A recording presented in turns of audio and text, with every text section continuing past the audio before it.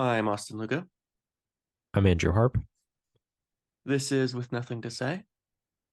Let's talk about Still Walking.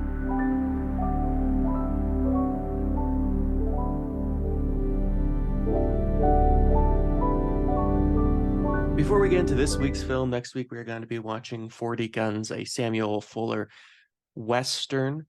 I love Samuel Fuller. He's one of my favorite directors of all time. I think partly it's because I discovered him at a very important cinematic moment in my life. I discovered Samuel Fuller while in film school. So I watched a ton of his stuff right in a row. Shot Corridor, Bear in Arizona. I saw Jesse James is still one of my favorite Westerns of all time. So I'm very excited for this piece. I have not seen 40 Guns before.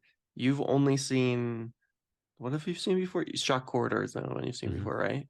But Yeah. you like Shot Corridor, didn't you? Yeah, I like it a lot. Yeah. Huh, Hmm. cool. Well, I'm pumped. I'm excited. I'm ready for a Western. I Yeah. feel like it's been a while since we watched a Western on the podcast. Not too long, but a while, long enough, long enough. That's time for another Western. Yeah, I don't mind them. There's enough of them to watch. There's plenty. Yeah.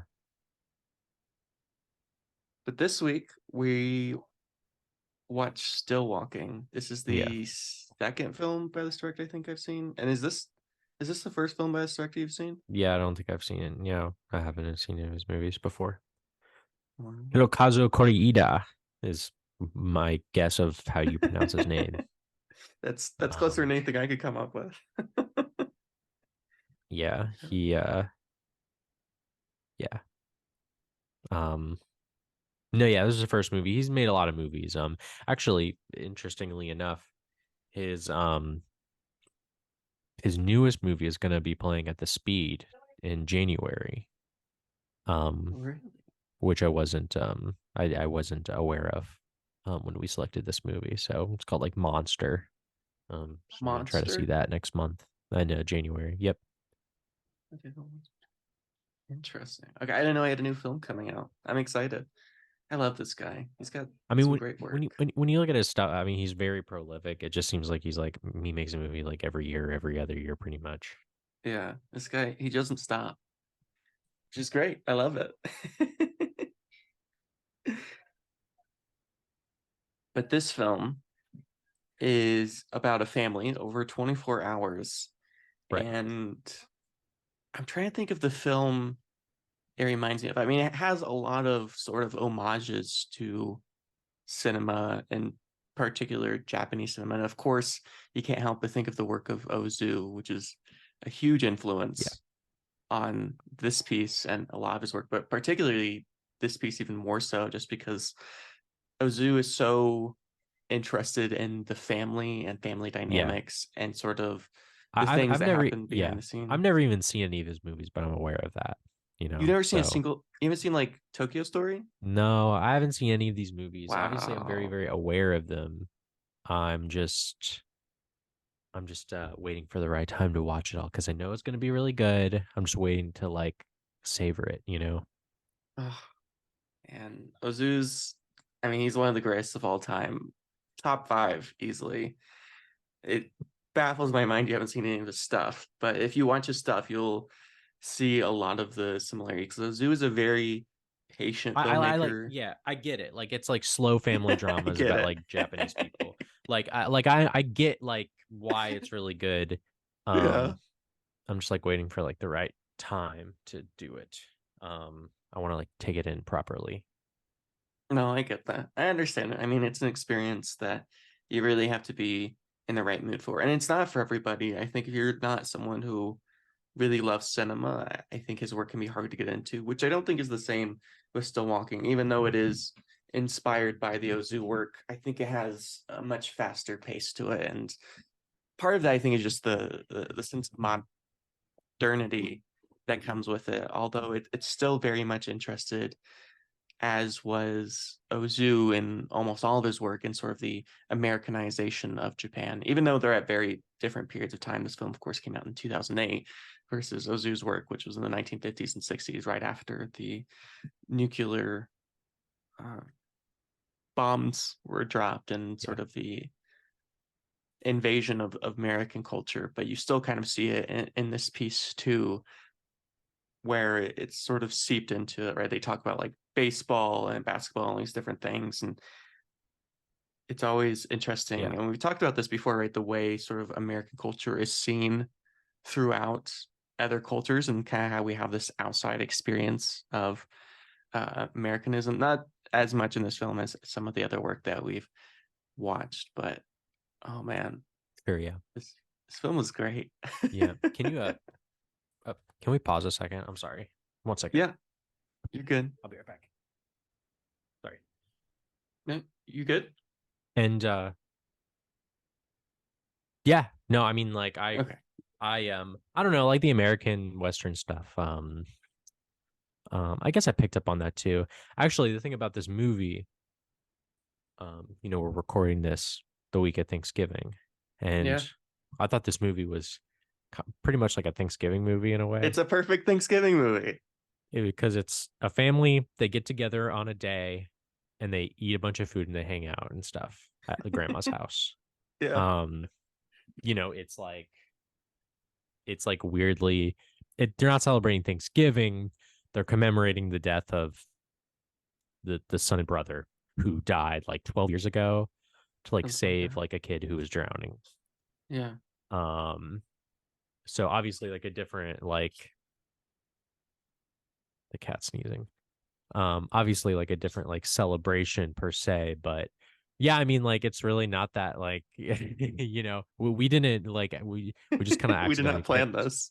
Yeah. Yeah, we accidentally picked like a movie that I would say is very Thanksgiving like.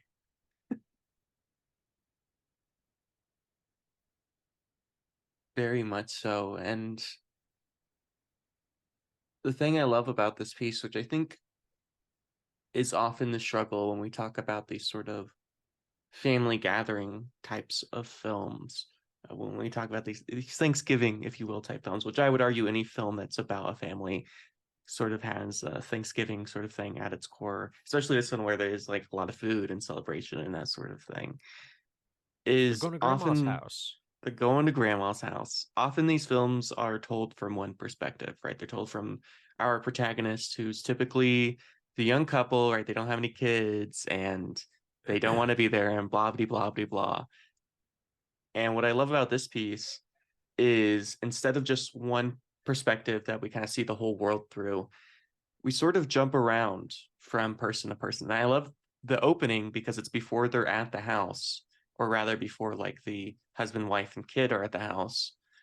And you kind of get to see like them all sort of talking about the same thing, but from their own like side Right. of things. So a Yeah. lot of this film is them talking around each other, right? They're failing to communicate throughout almost the whole film. It's a film about communication and how we as families often fail to communicate with each other. And I think this is why a film such as this can be challenging for some people to watch, because it can feel like almost nothing happens in this film. I mean, there's no like big moment, there's no climactic thing, although there are some pretty intense moments.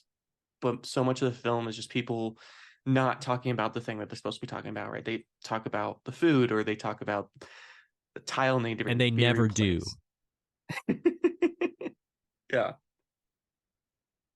That's they kind of never like the do. yeah, I completely agree with you. I will say that I do think that like yeah, you do get like a lot of like you do like go around the house and stuff and hear what people say or think to different like you have different configurations of like conversations going on between family members. I will say that the movie for the most part I think takes the perspective of like of Ryota, the second eldest son. I think he's Rio, the yeah. main quote unquote character, I would say. Um who's really good by the way, played by the actor Hiroshi Abe. He's really really good. Incredible. Um I liked him a lot. And and he has like an awkward I really thought that like I thought that in this movie I thought like the relationship between like him and like his wife and like his stepson, I thought all that stuff was like very moving for some reason Yeah, because he like cares because it's clear that like he like cares about them a lot, which is like very clear in the movie, even though it's not necessarily like pointed out particularly in the dialogue, I guess. So I thought all that stuff was like really really moving.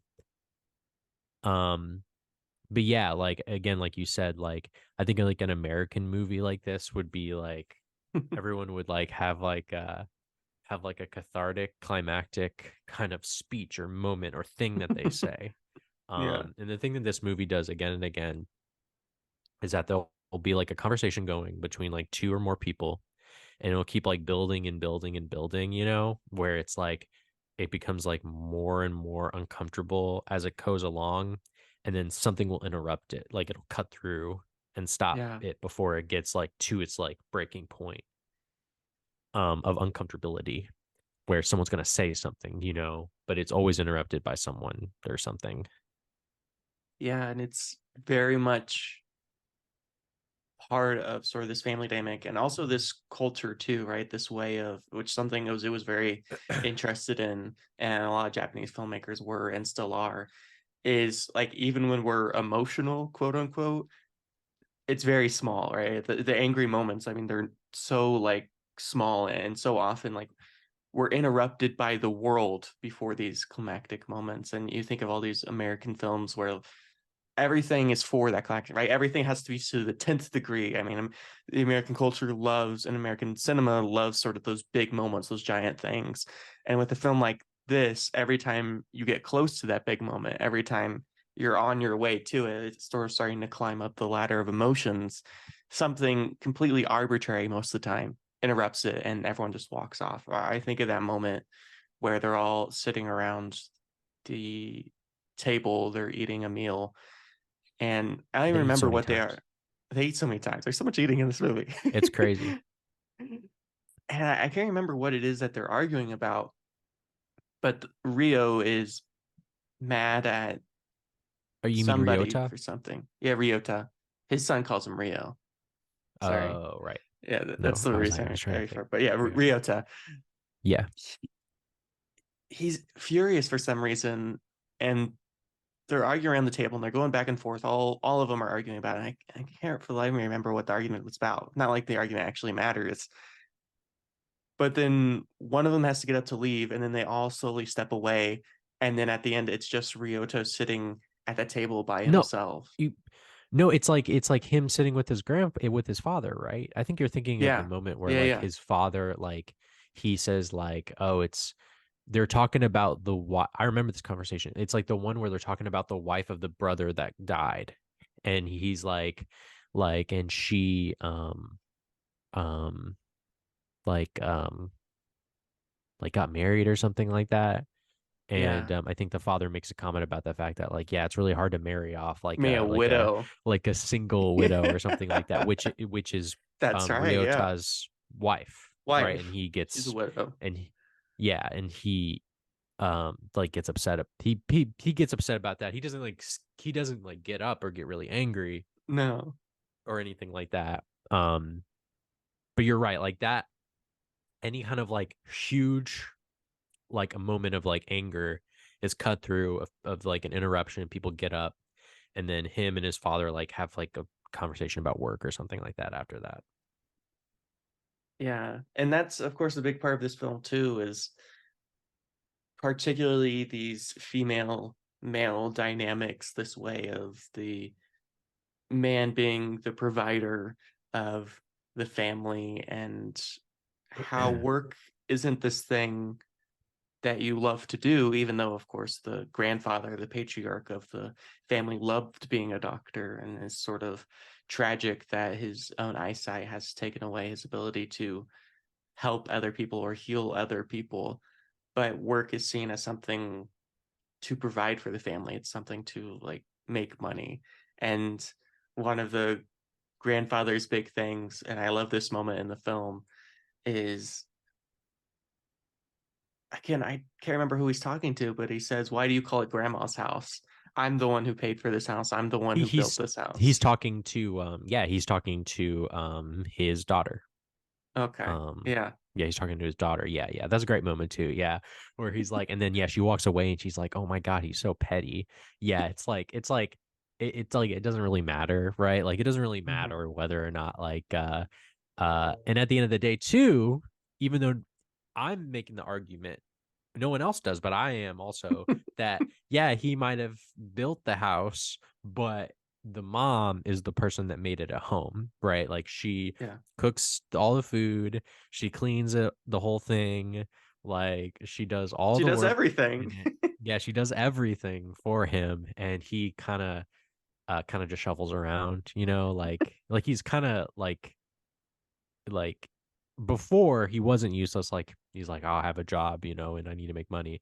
Now he's definitely useless, right? Where he's like kind of disabled. He's not a doctor Yeah. really anymore. He can't do the same things. Even when he's called later to do something to help out a Can't do it. neighbor, like probably for no money, right? Yeah. He can't do it. Like he's just like physically unable to do it. So it probably is kind of like, even though he is kind of like very misogynistic and very mean for no reason, he does. It's clear, and they don't talk about it, but you can tell like he probably has this feeling of like uselessness now. And so Yeah. now he has to also dote on all of his like kids and their spouses and stuff about what they're doing and all that stuff. Yeah. And that's very much done through the film grammar, if you will. And it's a film that's very aware of the different cinema techniques and not only how we utilize language and conversations and actions of our characters to tell a story, but how we utilize editing and lighting. And in this particular case, the way that we don't actually see the father other than like that walk he does at the beginning. He's kind of hidden away for like the first 30 or 45 minutes of the film. Like no one has a Because conversation he's with not him. going. He doesn't want to talk to them. Yeah, He doesn't he want to kind of talk to hates anybody. he like hates his family basically. Which, yeah, also like just to just say like I mean, the town that they're in, which I think is called Yokohama, is fantastic. It's Oh, beautiful. it's Yeah, beautiful. it looks great. It sounds great. Um, they go through like different like that's like they go through different locations several times, like the stairway or the bridge to the I beach and love stuff the like that. That look stairway. That amazing. stairway is beautiful. Sometimes like you'll get an amazing shot where they're up on a hill and you get like a great shot of like cars going by. Like he gets like great shots when it'll of like people walking down, and Yeah, as they're walking down, or like they'll turn a corner walking down and then they'll get like the train coming by with like the sea and then the it's just it looks so good. it's just a beautiful looking movie. Like it's just like a beautiful Oh my location. It's God. very green, and like it's clearly like in the summer, like hot summer, months and stuff. And um yeah, like I think like Japanese artists, like filmmakers and like writers and stuff, for some reason they have like a preoccupation for kind of like the Japanese countryside or whatever. This is more like a, maybe not really like the countryside, it's more like a suburb, Like it a coastal appears. town. Yeah, Yeah, it's a coastal town.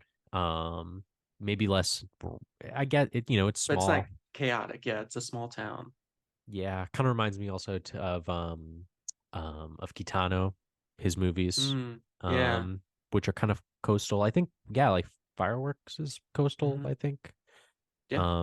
And Sonatine, another one of his movies, is coastal, another beautiful movie. So yeah, I like it. I like being there. Yeah. This film is so visually appealing. I mean, they don't have really a lot of locations. I mean, you can kind of count on one hand No, all the locations because they have the house, the beach, the stairs, the subway, maybe like one or two other locations. And even despite the fact that a filmmaker would get quite bored with having so few locations, so few options, every single moment just looks so beautiful. And again, this is where you see sort of the Ozu-ification of his filmmaking style in the way that Ozu loved to combine the sort of ancient coastal Japanese, been here for thousands of years, sort of traditional countryside with the sort of modernity. modernity. If I can ever say the word right, of what the world has become and how it's kind of created this weird juxtaposition. And you see this in a lot of shots where, in part of the shot, you'll see something new and sort of very Japanese. And even though it's 2008, like you'll see them, like when they use that like Coke machine, it looks so futuristic. Or like some of the cars they have, like even today, they look like they're from like the year 2040. It's truly amazing, but just this juxtaposition of sort of the future and the past, which is something that has been of so much interest to Japanese filmmakers really ever Right. since they integrated into sort of the rest of the world once again, after, of course, being closed off for hundreds of years due to British invasion and all that good stuff. But it's something you see a lot in this film too, and it's something I find endlessly fascinating. The way sort of we continue these traditions, but how these traditions fundamentally have to change because the world is changing. And so the question is, Yeah.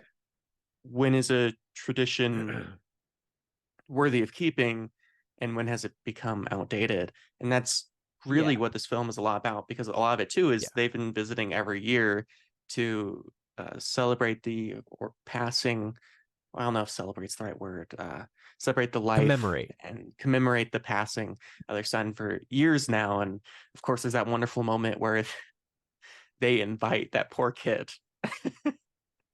who is the one Oh that yeah, was the kid. saved. Yeah, the kid who was saved. Yeah, yeah. That's good. That's a really great scene. Oh man. It's a very funny scene where like yeah, they bring him in and they're like uh and of course like the point of this scene is made more clear later on. Like it's a very uncomfortable scene. Like he's like Oh yeah. he's a large man and he's clearly like jobless and like kind of struggling a little bit. And he's Hmm. like, "Ah, I gotta go, like he kind of doesn't want to be there, like he's uncomfortable about it. It's like, yeah, if it because your son died, I got to live. And it's like, like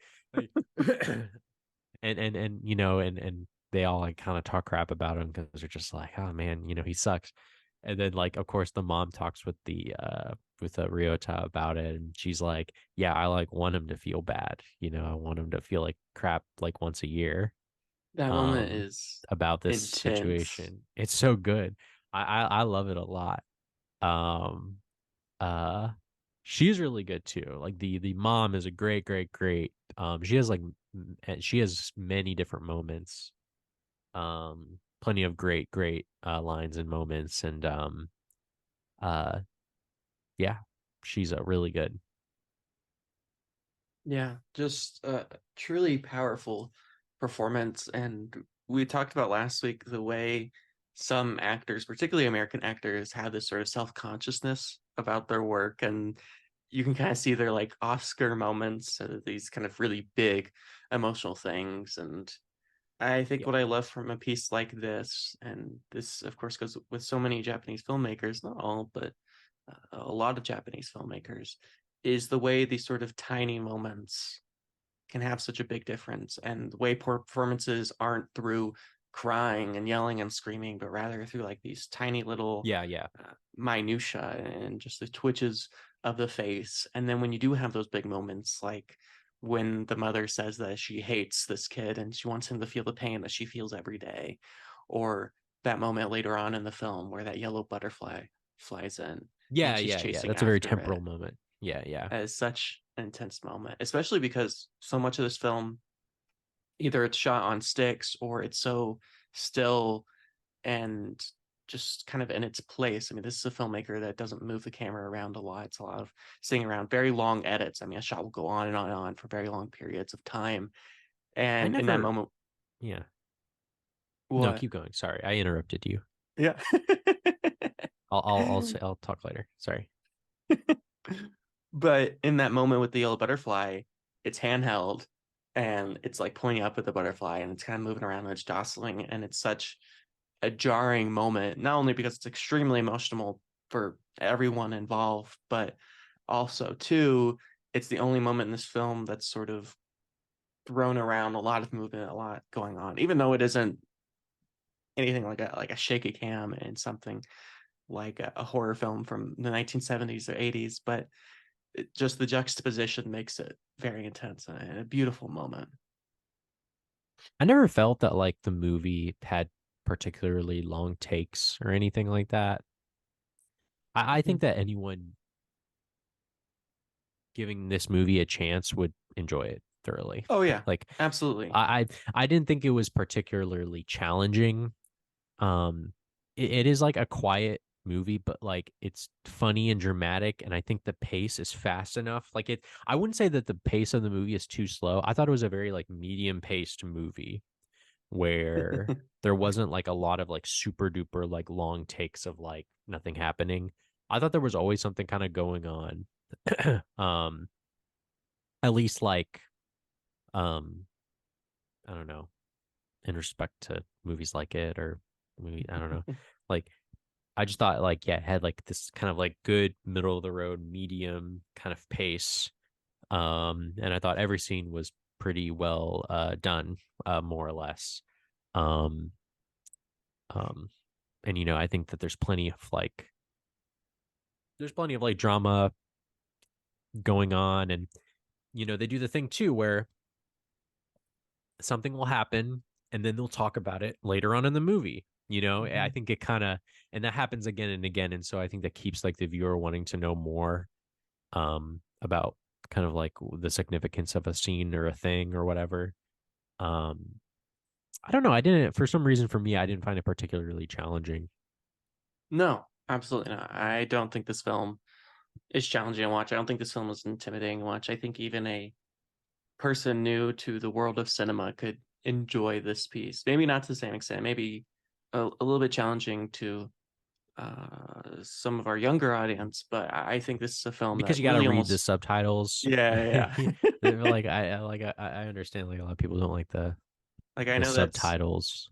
that's a scary thing if you haven't gotten into foreign film. I Yeah, know people. Parasite Yeah, made a big step forward for that, which is great, and Parasite's a good film, but oh, I don't think man, it this did film's. anything. But even if honestly, I think this film works even if you couldn't read the subtitles. Like even if you did not speak Japanese and you turned off the subtitles, I think you could still enjoy Yeah, this it's film. I subtle didn't do enough. that. Yeah, I mean, I didn't. no, I didn't either. I had the subtitles on, but I will say it's that like it would probably be really difficult for you to like understand some of the dynamics. Like yes, you would think that like the kid is Ryota's actual son, but not his right. stepson. That would, you would completely lost You would with miss that that. dynamic. Yeah, completely. Which, speaking on that dynamic, there's so many different dynamics and relationships going on here, Right. and it felt like a very personal film to me. And I don't mean personal in the sense that it was personal to the filmmaker, although of course it was. Every filmmaker makes it personal to them, but sort of I felt a very personal connection to it, having uh, this sort of relationship with my stepdad. I mean, being a I was thinking stepfather about that is a too. I complicated was thinking thing. about that Yeah, too while I was watching it. I don't have like a stepdad, but I was thinking about that in regards to you, since I knew we were going to talk about it.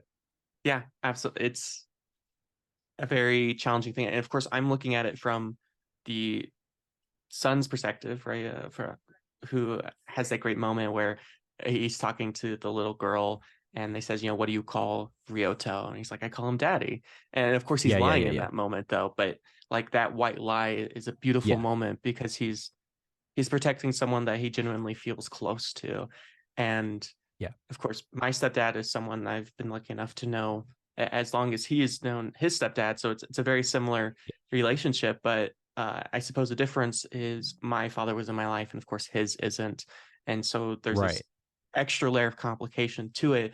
But even so, this way we sort of form bonds with people who we aren't physically related to, Yeah. and the way that those relationships can be as true. There's this conversation that Ryoto's mother has with him multiple times in the film. When are you gonna have a baby of your own? When are you gonna have your own kid? And he's like, Yeah, yeah, well, yeah. I have a kid. Like that is my kid. And that's Yeah, she's like the mom is like she kind of like makes the point. Like she basically like underlines the fact that like it doesn't really count for me, like yeah. yeah, like it doesn't, he's not technically Ryota's son. Not, it doesn't really matter from our perspective, but to her it for some reason matters a lot. Which is like kind of frustrating. Yeah, it's very frustrating. And you can see it in Ryoto's wife throughout the film is she says they treated Yeah, my son as if he was a she gets really guest, not frustrated. family, which I mean Yeah. anyone would be frustrated by that situation Yeah. because it's as if he's not really a part of the family, even though he didn't choose to be in this situation. I mean, he's a little kid, like he didn't have any She choice. He's just she there. she never loses face though. She never loses face in front of Never. Ryota's parents at all. She's always like really nice and polite, and she's always talking to them politely. She only confides in Ryota when she's like really frustrated, but Yeah. there's never ever, like I said, other movies, maybe English language movies would have like a thing where she explodes and like tells them how it is, but in this movie that never happens. She's always saves face. Yeah, she truly does. And oh man, that relationship, and then also the relationship that he has with his father, because it's a relationship of fathers and sons, is with mothers and Yeah. daughters, and fathers and mothers and all of that, is also another fascinating relationship, and one I again can sort of connect with, the way fathers want their sons to be happy. And I think at the end of the day, he really does want this, the sort of patriarch of the family, the Yeah, yeah, grandfather, yeah. but he also wants to sort of pass down what he's created. And this is definitely like something ingrained in Japanese culture too, where Right. Yeah. you pass down your business to your son and daughter. Although that's a very American thing too, where you pass down your business to your son and daughter and they pass it down and so on and so forth. Right. And this way that he wants to provide for his family, and that's how he feels like he can provide to the next generation, is by doing the same thing he does. Like, I built this business and I want you to sort of continue it on. And the way that his son doesn't have any real interest in, even though he did as a kid, but of course after the brother died he sort of moved off in a different direction. And this very awkward relationship that the But father he's and like son have. very resentful. The dad, the grandfather. Yeah, Yeah. because he feels like he was forgotten after uh his brother died. Like, his brother was Yeah. always the favorite, and sort of he was looked over and sort of not as worthy. Right. That's something that they kind of like touch on. Ryota and his sister, whose name is escaping me. Like the two of them, like they kind of sort of hint at it and they talk about it, but you can see it like they both are like, yeah, Junpei, he's been dead for over 10 years, but it's clear that that the loss of him is still like has still like still continually rips through the parents, Mm-hmm. right? Like his loss. Um, but Ryota and his sister, you can tell, are like frustrated that that they that their parents are still so like upset about it at the level that they are. Like they're like they like their brother too, but they're just kind of like, well, I'm still like alive. And Right. like the sister too, of course, is like, and it's never I guess it's never like resolved, but like she is like No. continually talks about wanting to like move in with them Mm-hmm. at the grandmother's house there, which I will say briefly as an aside, I do really like the house because I think the house is both lived in and cozy, but also cramped and like sweaty. Yeah. There's some incredible set deck design here. I mean, the house is absolutely beautiful and gorgeous. And it very much has to do with this idea of, as we keep sort of pinpointing again and again, the past and the future, how the grandparents are sort of obsessed with the past. And especially when we talk about commemorating someone's death, this way that some people sort of hold on to it, and the misery that comes from sort of, oh well, what if this would happen, what if that would happen, and what if he was still here today, and all these different things, and how they're sort of obsessed with all of these what ifs and what could have beens. And of course the brother and sister, Ryoto and his sister, are very much of the mindset like, we loved him just as much as you did, but we're still here and we still want your love, and you're so And we have obsessed like with, kids and stuff, yeah, like like you you get like have grandchildren and children and grandchildren that love you very much, and like, be here for them, because that's all you can do. At the end of the day, all you can do is be there for the ones that are there, and the ones that are and they gone, are they're for the gone. most part. Yeah, It's not like terrible, but yeah, I don't it's think they're there's like still evil, like but they. no, there's still like that kind of like gnawing to it. By the way, I thought that the granddad looks a lot like Colonel Sanders. I just want to throw it out there. He looks exactly like him. I mean, you do live in Kentucky, so you are the expert. I mean, you've seen the, I mean, you know I've what seen Colonel Colonel Sanders looks Sanders. like. He looks I know exactly Colonel like Sanders. him. It's like the same haircut and like facial hair and like The glasses. resemblance is haunting. I will give you that. The resemblance is very close. And KFC, it's popular. It's popular in Japan. That's a popular institution in Japan.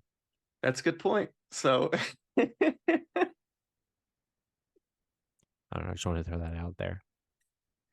that's the Uh, we're talking about the important things when it comes to cinema. I know that's not. I just couldn't shake how much he looked like him. It was just so annoying. Like I don't know. Like I thought that was maybe like a little. I don't know. I You wouldn't say think it was it's distracting. It's just like it's just too bad. You know, it's like okay, it looks like Colonel Sanders. It's a little too silly. It's like kind of like bordering on like couldn't we like get like a different pair of glasses or something? Like I I don't guess he know. kind of dresses like him too, right? Doesn't he wear white? Well, yeah, he like wears the white shirt a lot and stuff. Yeah. Yeah, that is also a thing too. Yeah. Whatever. It's like you know, it's like a you know a twinge of like he looks like Colonel Sanders every time I look at him. Uh, but you know, I still really like that character. I just like how like angry he appears for no reason and you know how um I like too like the cramped like room upstairs in the house is like the His like office. that's probably I don't I'm not you know I don't have like I'm sure there are people who have lost like a sibling, you know, at a young age that can Yeah. probably relate to that, like kind of like the room of the dead kid, right? Like that is probably a thing that happens Yeah. like every time, right? In like pretty much every culture and country of like we have to preserve the room of my dead kid, you know, like Oh that's yeah. definitely something that's probably that probably anyone can like see and um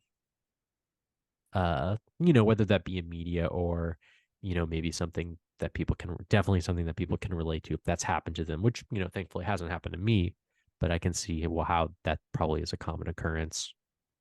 Yeah, I mean it's a common trope for a reason. And even though Yeah. none of my siblings, nor of course Emily's siblings, are dead, in both my house and Emily's parents' house, there is a room That's that's true. You're not. our Yeah, room, that's a good right? point. Yeah, actually, my parents are like. That's funny you say that because my parents are. My dad is like. He is completely like. He's like revamped the rooms. He ripped everything out of it. Like there's no trace of like that. And like I think like and now it's just like his offices and stuff like that and all of his like things and which I don't blame him. It's his house. Like fuck it. Like Yeah. I'm, you know like so that's a I guess like there are two It's different types of hilarious. parents I guess. Yeah. And it's I get it with my mom because it is the room that I grew up in. And so now Sophia, Yeah, my little sister, youngest sister, is wanting to move into that room, which I'm like, she should move in there. It's the biggest room, like has the most light. But my mom's still hesitant because, like, well, that was your room, like that's where you lived, and there's still like posters and yeah, shit up from when I was a kid, and it still looks like my room exactly. from when I was high school, which is Like you wild since it's died. been. Like you Yeah, died. You didn't die. You might as well be dead because you moved. Oh no, I'm kidding. I Like you might know as what I well mean. be. Like you're yeah, it's like you know, like you know, when I go, you know, it's like when I go by the room, I think of you, even though you're so far away. You know, it's like I Yeah, understand it, I guess. it's that Yeah. exactly right. It's when the child moves away, right? It's when we leave our hometown. The sort of parents think that I don't know. In a way, we'll never see him again for some Or weird I reason. suppose so, yeah. And it's like it's as if you never left, right? Like if the Yeah. room is preserved, it's as if you're not dead, or you know, as if you haven't moved away or whatever. Yeah. Yeah, And it's even weirder with Emily's parents because her parents have only lived in that house for two uh, years. So, like, yeah. Emily's never even lived in that house, but she has her own room. Like, it's full of her stuff. Just in It's case. got, like, just in case she moves back. It's, That's funny too. That's really, really funny. It's not even like, yeah, it's not even the childhood. Yeah, and still walking, it's like the childhood, it's like their childhood home. Yeah, so yeah. it's like, I guess it kind of makes sense in that instance. Uh, Yeah, I'm trying to think. I mean, like, the movie is just, it's just so, I'm trying to think if there's anything else I wanted to say about the movie. There's probably plenty. I don't know.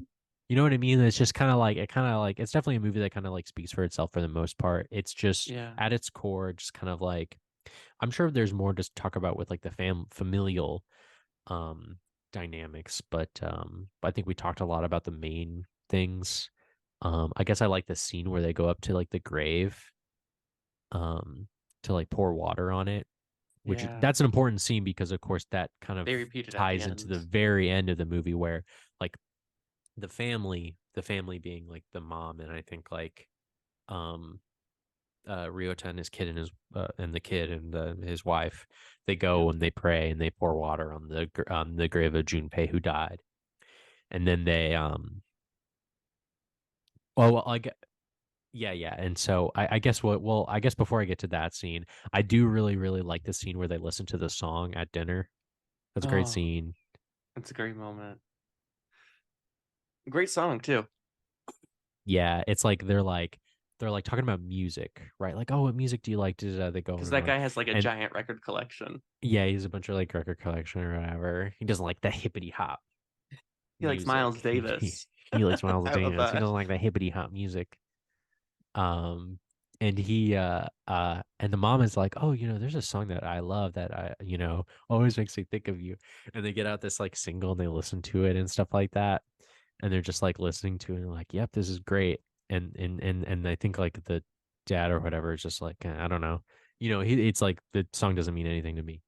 Mhm. Um, and then they're like and then he's like bathing, right? And they have like that conversation about the song, about like the mom, right? Like saying like, yeah, I remember hearing it when I went with, I went to go to basically like go visit see go to where you're at your mistress's like Yeah, place and that song was playing and I figured I'd buy it and listen to it's it's like such a great dang, moment. this is crazy. Oh, She got it's him. crazy. I love that. Yeah, I love the way they sort of are always trying to win, right? They're always trying to beat each other in these sort of tiny little competitions and Like sort of these the sly ways they go grandparents, you about it. mean? Yeah, Yeah, they like hate each other, sort of. in a way they They do, like but they also they love don't each really other. have. Yeah, they're like completely and utterly like connected to each other, right? Yeah. Because of like all of the stuff that they've done, including having multiple children, right? And two, they also relate, I guess, on the point of the fact of losing a child. So they've had children, they've lost a child, like they're just kind of like connected at the hip, even if they sort of resent each other or they're jealous of each other, right? Like, Yeah. um, but I guess there is just at its core love, even though I don't think they ever like hold hands, they don't like kiss each other, they I don't don't think hug there's a each, single physical moment between them, they don't do any of that stuff at all. Uh, except maybe at the end so when they're walking up the stairs. They might hold they're walking hands. together. That's probably the most like, do they hold hands? I don't think they I do. think, I feel like they do. I don't think they do. They talk to each other and they walk together. That's probably the most intimate moment they have, and they don't even hold hands. Um, but like, yeah, they uh but like you said, you don't really necessarily need any of that stuff to infer that they're still like two people that are very connected with each other and have a lot of history. Yeah. Um yeah. Now I'm going back to the film. I gotta see if they hold What hands or the not. fuck? We're in the middle of the podcast. Yeah, we're gonna right here live if I can even find it. I don't love Criterion Channel's way of finding shit. Like you can't really look at stuff that you watched before. You can only look at stuff that I don't. Okay, I'm on the movie. It's happening. It's loading. Okay, it's probably like no, it's before that. It's like it's like nearly at the end because as they're walking, there's like the voiceover where the son is Yeah, like, I never got to, see a soccer game with my dad and I never got to drive my mom around in a car. Like shit. It's so Oh my God, sad. Tina. Okay. They're walking up the stairs. Her hands are in her pockets. They do not hold hands, bro. I'm right. I think you are. They're That's close right. though. No. I mean, yeah, like they're standing there, they're walking home They're together. walking home next. I was right. Wait, I think there's another shot of them walking. Or is that the only shot of them walking up the No. stairs? It fades to black. Man, they walk up the stairs for a long time. That moment with the sumo wrestler, that reminds me so much of me and my Oh yeah, the sumo mom. wrestler. Nice, isn't Like, it? that's the very mom thing Really? to do, Mm, right? Where that like is, you're like, yeah. that one person from that one thing. Like, I Yeah, don't. yeah, yeah. You got to be a little more specific. That's funny, yeah, that they both like realize it basically at the same time, sort of. And I'm assuming, yeah, they never talk about it again. Probably because they don't have to, right? They're kind of like interlinked, right? Where they're kind of Yeah, like they both remember at the same time, and maybe even they don't say it out loud, but maybe they think like they probably thought it too. Like they probably like it's sort of like an unspoken thing of like we both kind of figured out who the sumo wrestler was at the same time. yeah. Um, yeah, that's a really good. There's plenty of like great details like that. You go on a long list of like stuff like that. I love the detail too where the kid wants to be a piano tuner, and then you find out like towards the end of the movie that like His his dad was father a was a piano piano tuner, and you're just tuner. like, oh man, okay. Dang, that's sad. That's an intense moment. But then, like, I love that line too because he's like, I want to be a piano tuner, but if I'm not a piano tuner, I want to be I a want to be a doctor. doctor. Great line. Oh my God. That was really good too. Yeah. Oh, and another thing too with the kid's great kind of like at the beginning of the movie he has a conversation with Ryota where he's like where Ryota asks him like you laughed when like a cat died or something like that. Is that what he said? A Or possum like died. A a possum. possum died and you laughed about it or something like that. And Hmm. and yeah, well, they were like writing like letters to him or something. He was talking about like some other Yeah, kids they were who's like writing letters he, to the dead he's like, what's father. wrong with writing letters? And the kids was just like to like a why would you write letters to someone who's gone? And like you didn't have an answer for that. But then the whole movie is kind of like about that, right? Like it's Yeah. about like I guess why it's like maybe important to commemorate like dead loved ones or to think about them or to pray about them or to have like a conversation with them in some kind of way, which he does at the end of the movie, right? He has like a Hmm. conversation with his dead father. Yeah. Um, is there, why would you have a conversation with someone that's dead? But it can maybe serve as maybe kind of like a therapeutic moment or or as a way to kind of work something out, right? In order to talk to someone that may not necessarily be there anymore. So he kind of like comes around at the end, which is very satisfying too. Yeah. That ending is so touching. And I thought the ending would be that moment where the grandparents are walking up the stairs. I was like, oh, it's gonna No, fade yeah, to yeah. black, and that's gonna be the end moment. But of course, there's a little bit after that, which I actually think is even more perfect. Although I think I still would have loved the film, even if we ended right there and then walking up Yeah, the stairs, because that's a moment of sort of ascending into heaven, right? Ascending out of this sure. life and Yeah, because into they died. whatever the next one, because they die. And there's that beautiful line in the voiceover where he says the grandfather died 3 years later, and even though the grandmother bickered with him and always complained about him, she died Yeah. soon after, right? Suggesting this idea that they literally needed each other to live, Oh, yeah. That's a good this point. way Yeah, that you're right. Yeah. even though they sort of hated each other and maybe didn't have this physical connection with each other, their love was so deep that she could not survive without him.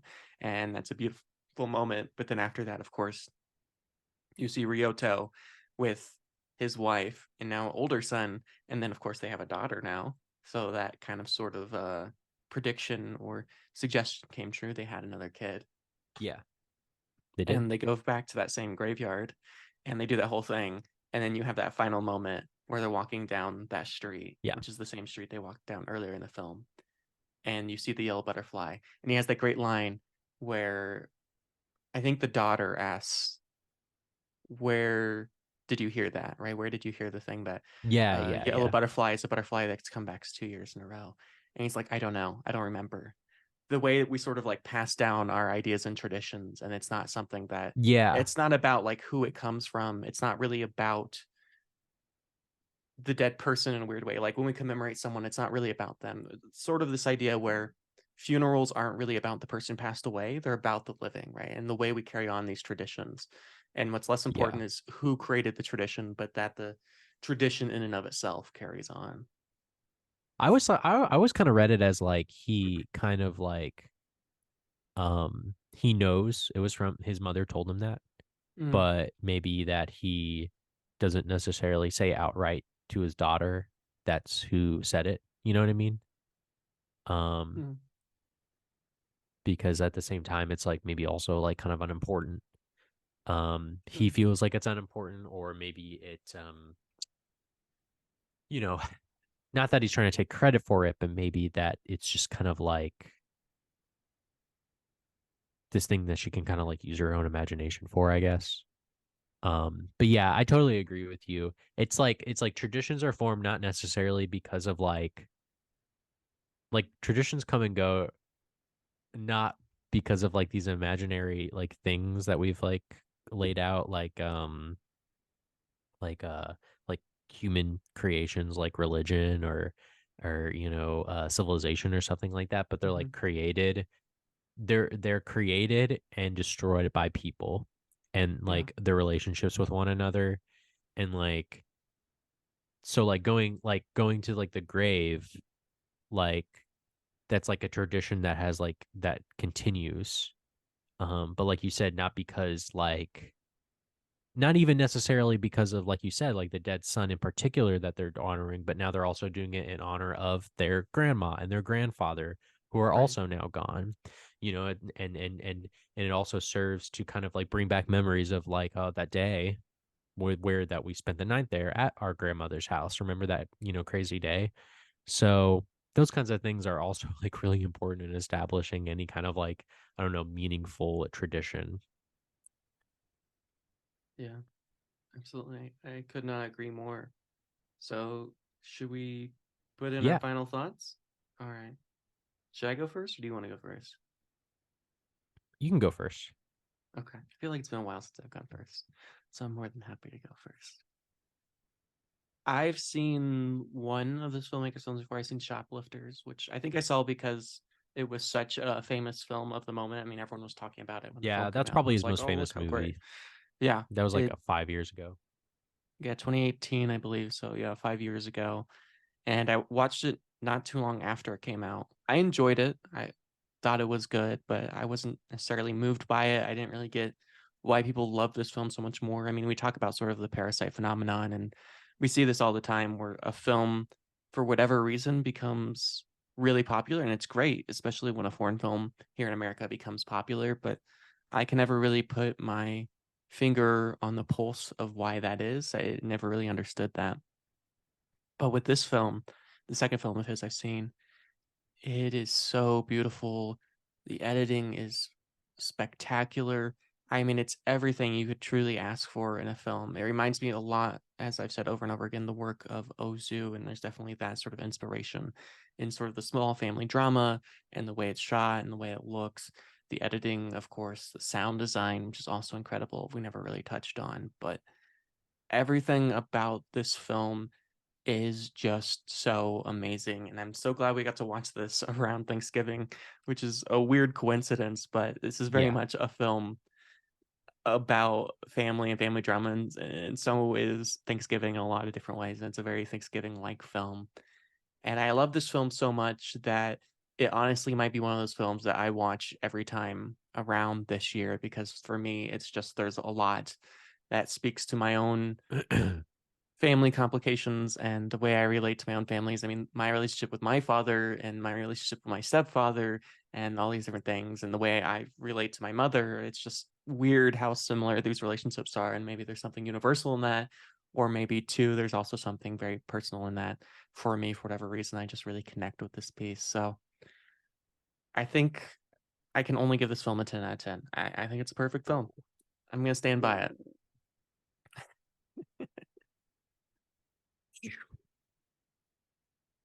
I don't think it's perfect. I think for me, it's like an 8 out of 10 movie.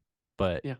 to me, that's a great movie, right? Like, I don't think maybe I connected with it as personally as you did, but there's still plenty of like things that I think anyone could personally connect with it. So, yeah, for me, like a movie like this, ultimately is just like a good movie to kind of just like be in, like outside of all of the, drama and tumult of the family. It's just kind of like a nice, silent, cool, kind of like summary movie. That's kind of like the thing that maybe will hold it back for me in terms of it being a Thanksgiving movie. It takes place in the summer. It's very summery, very It warm is. looking movie, Yeah. very green. So I guess like that vibe doesn't necessarily like connect with me, like winter. This isn't a very wintry movie, but I guess Yeah. you could also argue that, you could watch it like during the winter and it could kind of like, I guess sort of like bring that kind of like uplifting summery vibe or whatever. Mhm. Um, but yeah, it's just like a good kind of like Japanese familial drama. I feel like there's so many movies like this, and for me, they don't really uh feel uh you know they haven't gotten old yet. I guess at least so far. I'm sure maybe once Yeah. I watch like more uh of these kinds of movies, I'll start to feel their weight. But again, I just love like kind of like the vibe and sort of the kind of like unusual familial configurations that I think are really kind of like striking and very unique and interesting. Um and it's a movie that definitely appreciates like kind of like silence between the things that people are saying and kind of like what people don't say more than just like having to say everything. Mhm. So I really appreciate that because that's probably not easy to do. So yeah, again, it's for me a very, very, very solid 8 out of 10. All right, y'all. Thank you for listening. You can find everything I do at Austin Lugo. I'm on Letterbox at Retro Andrew, and that's RETR0 Andrew. And you can find us on wherever you hear podcasts. I struggled there for a second. I don't know why. I've said this one literally like a million times, but you can That's find fine. us wherever you find podcasts. You can also find us on Instagram, TikTok, and YouTube at With Nothing to Say or Life Through Fiction, or of course on our Patreon, where you get our exclusive after show at patreon.com/with nothing to say. And thank you all for listening. Thanks again.